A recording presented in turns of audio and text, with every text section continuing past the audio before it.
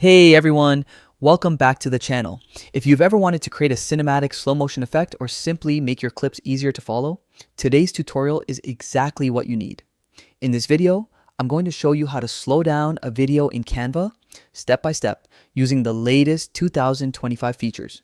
It's super quick, super simple, and you'll be able to do it even if you're brand new to Canva. Let's jump right in. First, make sure you're logged into Canva and have your project opened. This could be anything from a presentation to a social media video. Inside your design, click on the video element you want to slow down.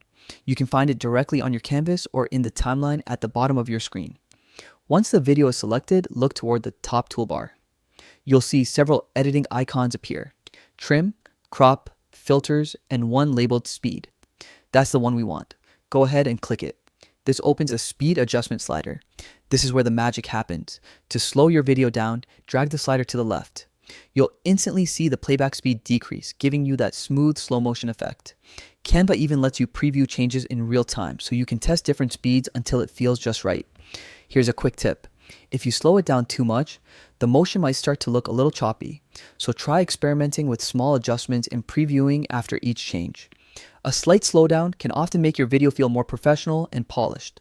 Once you're happy with how it looks, don't forget to save or download your project to keep the new speed setting. And that's it. You've officially slowed down a video in Canva.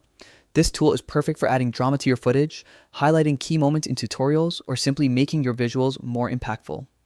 If you found this video helpful, hit that like button, subscribe for more Canva tips and creative tutorials, and let me know in the comments what feature you'd like me to cover next.